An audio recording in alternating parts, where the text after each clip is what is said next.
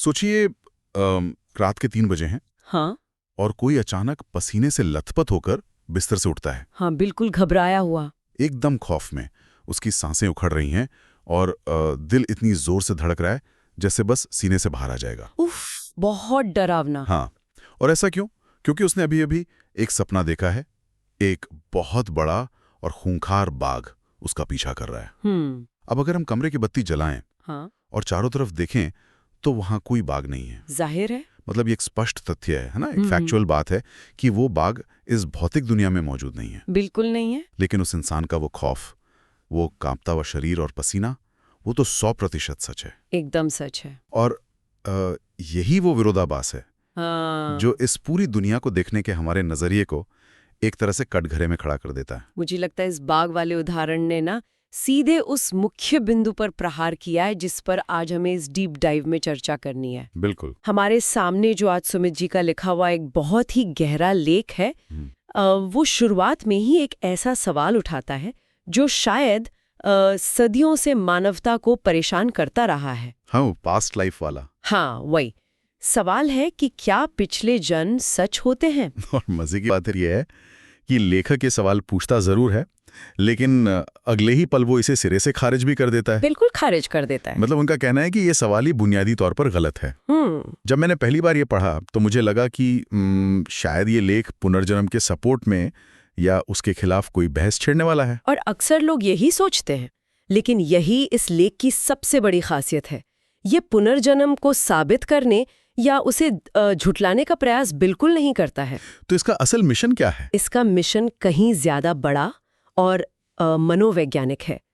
ये इस बारे में है कि हम इंसान तथ्य यानी जो कागज पर साबित किया जा सके और सत्य यानी जो जीवन को अंदर से बदल दे, इन दोनों के बीच कैसे उलझ गए हैं। तथ्य और सत्य का फर्क। हाँ, हमारा जो आधुनिक दिमाग है ना, वो हर चीज को नापने, तौलने और एक बॉक्स में बंद करने का इतना आदी हो गया है कि हम जीवन के गहरे अर्थों को ही पूरी तरह से खो चुके हैं। तो अगर क्या पिछले जन्म सच हैं, ये पूछना ही गलत है, तो फिर हमें पूछना क्या चाहिए? ये बहुत सही सवाल है। क्योंकि मतलब जब तक हमारे पास सही सवाल नहीं होगा, हम सही दिशा में सोचेंगे कैसे? लेखक का तर्क ये है कि हमें पूछना चाहिए कि यह किसके लिए सच है और वास्तविकता के किस स्तर पर सच है। अच्छा। यहीं पर वो सपनों के बाग वाला जो कंसेप्ट है जो आपने बताया, हाँ। उसका मैकेनिज्म काम आता है। वो कैसे काम करता है शरीर में? देखिए, जब वो बाघ सपने में किसी इंसान के पीछे भागता है तो दिमाग का वो हिस्सा जिसे एमिगडाला कहते हैं, जो हमारे डर को कंट्रोल करता है, वो पूरी तरह से एक्टिव हो जाता है। मतलब ब्रेन को लगता है असली खतरा है। बिल्कुल। दिमाग तुरंत शरीर को सिग्नल भेजता है। एड्रेनलिन हार्मोन खून में दौड़ने लगता है। नर्वस सिस्टम के लिए वो बाघ काल्पनिक नहीं है, वो उसके लिए पूरी तरह से रियल है। हाँ, वो एक बहुत बड़ा एग्जिस्टेंशियल या अस्तित्वगत सच है। शरीर उस पर वैसे ही रिएक्ट कर रहा है जैसे वो बाघ सचमुच मांस और हड्डियों से बना हो। अब मुझे यहाँ थोड़ी उलझन हो रही है। कैसी उलझन? अगर हम इस तर्क को मान लें तो क्या हम एक तरह से झूठ को बढ़ावा नहीं दे रहे हैं? अच्छा, आप वो पानी वाले उदाहरण की बात कर रहे हैं? हाँ बिल्कुल। इसी लेख में एक ऐसे व्यक्ति का जिक्र है जिसे पानी से खौफ आता था। उसे हर रात पानी में डूबने के सपने आते थे। फिर वो इंसान किसी पास्ट लाइफ रिग्रेशन की प्रोसेस से गुजरता है जहां उसे लगता है कि उस सदियों पहले किसी नदी में डूबकर मरा था। हाँ, और उसके बाद क्या होता है? उसके बाद उसका पानी का डर हमेशा के लिए गायब हो जाता है। हाँ, अब अगर ऐतिहासिक रूप से ये साबित हो जाए कि वो पिछले जन्म में कभी डूबा ही नहीं था, मतलब वो एक ऐतिहासिक तथ्य न हो, हाँ, तो क्या हम ये कह रहे हैं कि तथ्यों की कोई अहमियत ही नहीं है? मतलब क्या एक भ्रम अगर किसी का डर दूर कर दे तो वो भ्रम सत्य बन जाता है? ये उलझन ना बहुत ही स्वाभाविक है ना? हाँ, क्योंकि विज्ञान और तार्किकता के इस युग में हमें यही सिखाया गया है कि सिर्फ वही सच है जिसका कोई ठोस भौतिक प्रमाण हो। सही बात है। लेकिन जरा उस व्यक्ति के नर्वस सिस्टम को देखिए। उसके लिए वो डर एक बहुत बड़ा सत्य था ना, जिसने उसकी पूरी जिंदगी को सीमित कर रखा था। हाँ, वो पानी के पास नहीं जा पाता था। बिल्कुल। जब वो उस पिछले जन्म की याद से गुजरा तो उसके अचेतन मन ने एक कहानी के रूप में, उस एक प्रतीक के रूप में उस डर का सामना किया। अच्छा, तो मतलब अचेतन मन फैक्ट्स नहीं समझता? एकदम सही पकड़े आप। हमारा अचेतन मन तथ्यों की भाषा नहीं समझता। वो एक्सेल शीट या कोई ऐतिहासिक दस्तावेज नहीं पढ़ता। हाँ, वो लॉजिक नहीं लगाता वहां। वो सिर्फ प्रतीकों, भावनाओं और अर्थ की भाषा समझता है। उस व्यक्ति के मन ने उस ट्रॉमा को एक कहानी का रूप दिया, और जब वो कहानी पूरी हुई तो नर्वस सिस्टम पूरी तरह से शांत हो गया। वाकई, यानी उस डर से मिलने वाली जो मुक्ति थी वो असली थी। बिल्कुल असली थी। जो बदलाव उसके जीवन में आया वो एक सत्य था, भले ही वो जिस घटना पर आधारित था वो कोई ऐतिहासिक तथ्य न हो। सटीक शब्दों में यही इसका अर्थ है। लेकिन हमारी आधुनिक बुद्धि को ना इसी बात से सबसे ज्यादा परेशानी होती है। क्यों? हम इसे एक्सेप्ट क्यों नहीं कर पाते? क्योंकि हम हर चीज को साफ सुथरी श्रेणियों में रखना चाहते हैं। हम चाहते हैं कि या तो कोई चीज विज्ञान हो या फिर वो फैंटेसी हो। हाँ, एकदम ब्लैक एंड व्हाइट। हाँ, या तो वो सच हो या झूठ हो।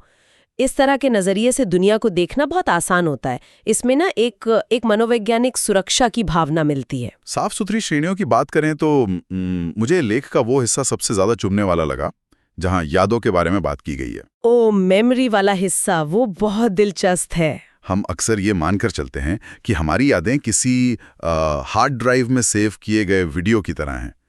हमने कुछ देखा, वो रिकॉर्ड हो गया, और अब हम उसे वैसे का वैसा प्ले कर रहे हैं। जबकि न्यूरोलॉजी हमें बताती है कि ऐसा बिल्कुल भी नहीं होता। स्मृति या मेमोरी ना कोई ठहरी हुई चीज नहीं है। हाँ, मस्तिष्क तो हर दिन उन यादों को एडिट करता है। बिल्कुल। जब भी हम किसी पुरानी घटना को याद करते हैं, हम दरअसल उस घटना को नहीं, बल्कि पिछली बार जब हमने उसे याद किया था ना, उसे याद कर रहे होते हैं। हाँ, ये बिल्कुल दिमाग के अंदर चलने वाले उस टेलीफोन गेम की तरह है। एकदम सही, टेलीफोन गेम। हर बार थोड़ा सा रंग बदल जाता है, कोई नई भावना जुड़ जाती है उसमें। हाँ, और मजे की बात यह है कि हमारी पूरी पहचान, जिसे हम मैं कहते हैं, वो असल में हमारे ही दिमाग द्वारा चुनी गई, एडिट की गई और लगातार रची जा रही एक कहानी है। एक मनोवैज्ञानिक कहानी। अपनी इस मनगढ़ंत संपादित पहचान को बिना किसी सवाल के परम सत्य मान लेते हैं। हाँ, ये तो है। हम अपनी आधी अधूरी यादों के सहारे अपनी पूरी जिंदगी का ढांचा खड़ा कर लेते हैं। लेकिन जैसे ही कोई ऐसा अनुभव सामने आता है जो इस ढांचे में फिट नहीं बैठता, जैसे कोई गहरा आध्यात्मिक अनुभव, हाँ, या कोई अतीन्द्रिय घटना या सपनों का कोई ऐसा प्रभाव जिसे हम शब्दों में न बांध सकें, तो हम तुरंत गणितीय निश्चितता की मांग करने लगते हैं। हम कहते हैं मुझे इसका ठोस सबूत चाहिए। हाँ, हम लैब टेस्ट मांगने लगते हैं। ये तो एकदम दोगलापन हुआ, है ना? मतलब जो कहानी हमने खुद को अपने बारे में सुनाई है उसके लिए कोई सबूत नहीं चाहिए, लेकिन रहस्यमयी अनुभवों के लिए हमें लेबोरेटरी टेस्ट की रिपोर्ट चाहिए। ऐसा इसलिए होता है क्योंकि हम तथ्यात्मक सत्यापन को, यानी कागज पर किसी चीज को साबित करने को अस्तित्वगत परिवर्तन यानी अंदर से बदल जाने के अनुभव के साथ मिला देते हैं। अगर हम इस तथ्य और सत्य के अंतर को थोड़ा और गहराई से समझें तो लेख में कुछ बहुत ही शक्तिशाली रूपक दिए गए हैं। हाँ, वो रूपक बहुत सुंदर हैं। जैसे मृत्यु प्रमाण पत्र वाला उदाहरण। अगर किसी इंसान की मृत्यु हो जाती है तो वो डेथ सर्टिफिकेट एक ठोस तथ्य है। बिल्कुल, उस पर डॉक्टर की मुहर है, तारीख है, समय है।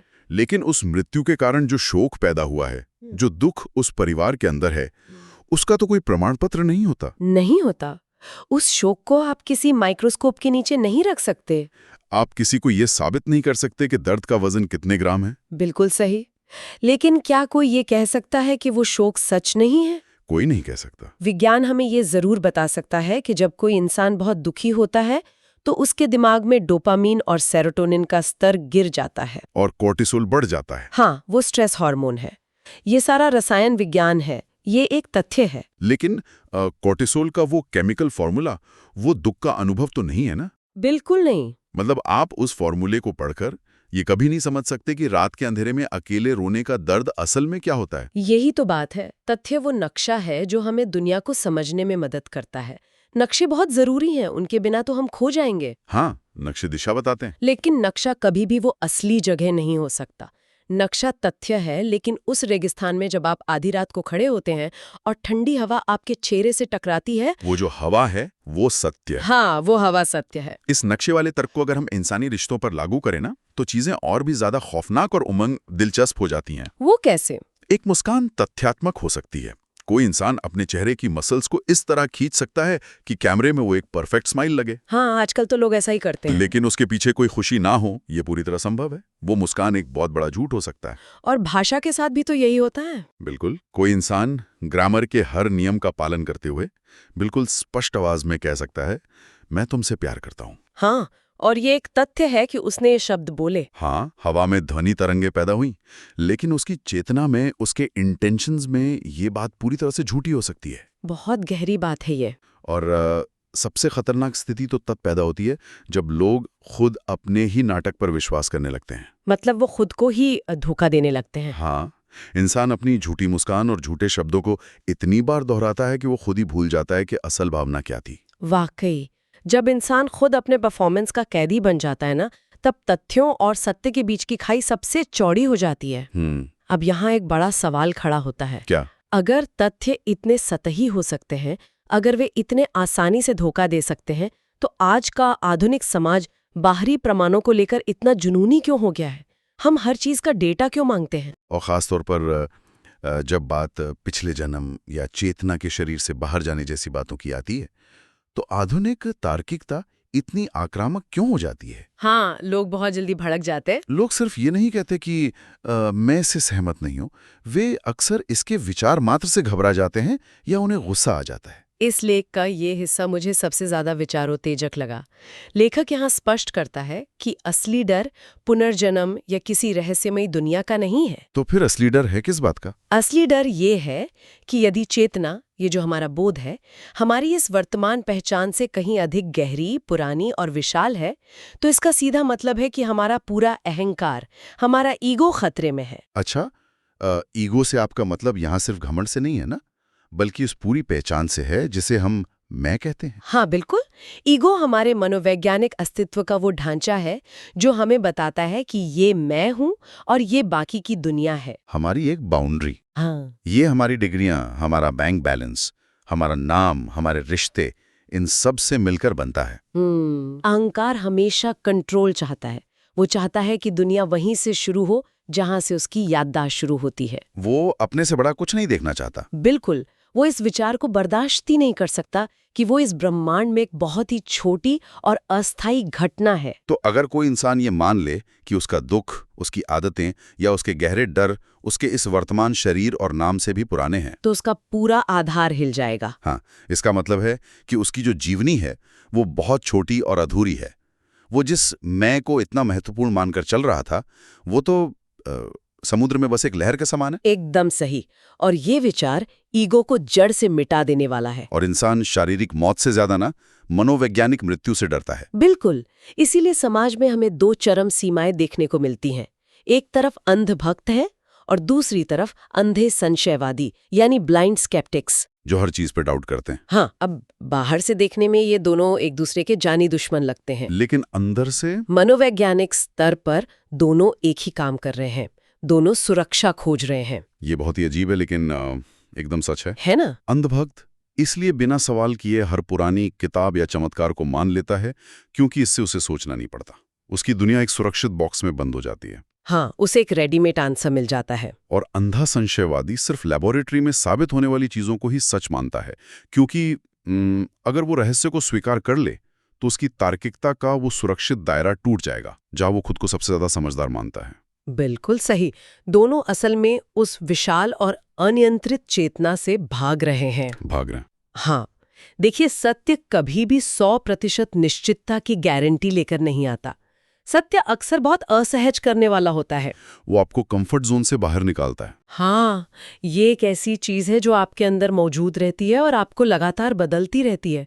सत्य उस गणित के फॉर्मूले की तरह नहीं है जिसे आपने एक बार याद कर लिया और बात खत्म हो गई। वो तो बस एक जानकारी हुई। हाँ, सत्य एक निरंतर चलने वाली प्रक्रिया है, जैसे प्रेम का अनुभव या किसी अद्भुत कला को देखने पर जो भीतर घटता है, या जैसे रात के 3 बजे का वो सन्नाटा। हाँ बिल्कुल। जब हम सो नहीं पा रहे होते हैं, दुनिया की सारी आवाजें शांत होती हैं और हमारे पास दुनिया को दिखाने के लिए कोई पहचान नहीं बचती। हम खुद के साथ अकेले होते हैं। उस वक्त जो नंगा सच हमारे सामने होता है वो किसी भी तथ्य से बहुत बड़ा होता है। शायद यही कारण है कि इंसान के इतिहास में तथ्य और आंकड़े तो हर कुछ सदियों में बदल जाते हैं। हाँ, विज्ञान तो बदलता रहता है। कभी हम मानते थे कि धरती चपटी है, वो भी तो एक तथ्य था ना अपने समय का। लेकिन जो मिथक हैं, जो पौराणिक कथाएं हैं, वे हजारों सालों तक जीवित रहती हैं। मिथकों का ये जो अस्तित्व है, ये अपने आप में बहुत कुछ कहता है। हमारे पास उनका ऐतिहासिक या पुरातात्विक प्रमाण है? नहीं, प्रमाण की जरूरत ही नहीं है वहाँ। मिथक इसलिए इतने लंबे समय तक जीवित रहते हैं क्योंकि वे मानव चेतना में गहराई तक छिपी उन निरंतर संरचनाओं को उजागर करते हैं, हमारे अंदर की सच्चाई को। हाँ, वे हमारे ही डर, हमारी अधूरी लालसाओं, हमारे अहंकार, विश्वासघात और हमारे परिवर्तन की रूपरेखा हैं। एक मिथक हमें वो आईना दिखाता है जो कोई भी इतिहास की किताब नहीं दिखा सकती। सही कहा आपने। एक पौराणिक कथा इंसान के अंदर के सत्य को पकड़ती है, जबकि इतिहास सिर्फ बाहरी तथ्यों को दर्ज करता है। और यहीं पर हम इस डीप डाइव के सबसे गंभीर हिस्से की तरफ बढ़ते हैं। हाँ, वो चेतावनी वाला हिस्सा। जी। लेख के अंत में ना एक बहुत बड़ी चेतावनी छिपी है। अगर हम सिर्फ बाहरी दुनिया, बाहरी सबूतों और मापी जा सकने वाली चीजों के प्रति जुनूनी बने रहे, तो हम नक्शे को ही हवा समझने की भयानक भूल कर बैठेंगे। और ये भूल बहुत भारी पड़ सकती है। बाहरी सबूतों का ये जो हमारा बढ़ता हुआ जुनून है, वो अक्सर अपने भीतर झांकने से बचने का एक तरीका होता है। हम टेलीस्कोप से दूर के ग्रह देखना चाहते हैं ताकि हमें अपनी आंखें बंद करके अपने अंदर के अंधेरे का सामना न करना पड़े। लेकिन इसका नतीजा क्या होगा? मतलब अगर हम सिर्फ तथ्यों पर टिके रहें तो हम किस तरह के समाज का निर्माण कर रहे हैं? हम शुष्क इंसानों का समाज बना रहे हैं। Dry human beings. हाँ, ऐसे इंसान जो जीवन के हर तंत्र को, हर मैकेनिज्म को बहुत अच्छे से समझते हैं। उन्हें पता है कि बारिश कैसे होती है, बादल कैसे बनते हैं, दिमाग में न्यूरॉन्स कैसे फायर करते हैं। उनके पास सारी इन्फॉर्मेशन है। वो जीवन की पूरी मशीनरी को खोलकर टेबल पे रख सकते हैं। लेकिन समस्या ये है कि उन्होंने कभी जीवन की धड़कन को महसूस ही नहीं किया। एक बहुत ही डरावनी तस्वीर है वाकई, है ना? मतलब एक ऐसा इंसान जो वनस्पति विज्ञान का सबसे बड़ा ज्ञाता हो, जिसे फूल के हर हिस्से का नाम पता हो, लेकिन उस फूल को खिलते हुए देखकर जिसकी आंखों में कभी आंसू ना आए। हाँ, उसने उस सुंदरता को महसूस नहीं किया। ऐसा इंसान तथ्यों से भरा हुआ है, लेकिन सत्य से पूरी तरह खाली है। हम अर्थहीनता के एक ऐसे युग में प्रवेश कर चुके हैं जहां हमारे पास जानकारी का अंबार है, डेटा के बड़े बड़े पहाड़ हैं, लेकिन विजडम नहीं है। हाँ, उस जानकारी को एक गहरे अनुभव या ज्ञान में बदलने वाली जो हमारी आंतरिक क्षमता थी ना, वो सूखती जा रही है। ये चर्चा हमें सोचने के बिल्कुल नए धरातल पर लाके खड़ा कर देती है। बिल्कुल। हमने शुरुआत की थी सपनों के बाग से, जिसने हमें ये समझाया कि नर्वस सिस्टम के लिए अनुभव ही सत्य है, तथ्य नहीं। हमने देखा कि कैसे पिछले जन्मों की एक याद, चाहे वो ऐतिहासिक सच ना हो, किसी इंसान के असल जीवन का खौफ मिटा सकती है। और हमने यादों की भी बात की। हाँ, हमने इस बात की भी गहराई में जांच की कि कैसे हम अपनी संपादित यादों को तो परम सत्य मानते हैं, लेकिन गहरे अनुभवों के लिए बाहरी सबूत मांगते हैं। क्योंकि हमारा अहंकार घबराता है। क्योंकि हमारा अहंकार अपनी छोटी सी सीमा से परे जाने से डरता है। लेकिन इन सब बातों से, इस पूरी गहरी चर्चा से एक ऐसा विचार जन्म ले रहा है जो इस लेख में सीधे तौर पर नहीं लिखा है, लेकिन उसकी पूरी नींव इसी विचार पर टिकी है।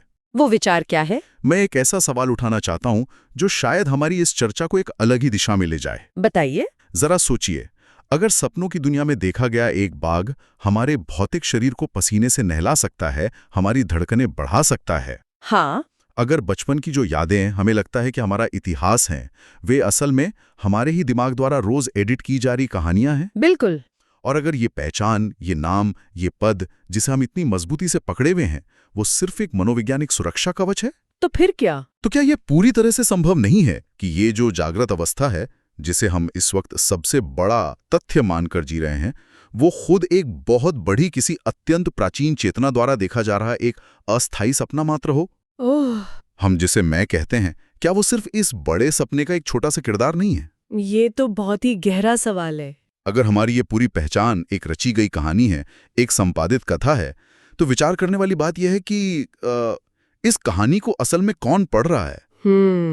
वो असली चेतना कहाँ है जो इस मैं के पर्दे के पीछे बैठकर ये सब देख रही है? शायद इस सवाल का जवाब किसी किताब या तथ्य में तो नहीं मिलेगा। नहीं, शायद इसे उसी रात के 3 बजे के सन्नाटे में खोजना होगा। आज के इस डीप डाइव में बस इतना ही।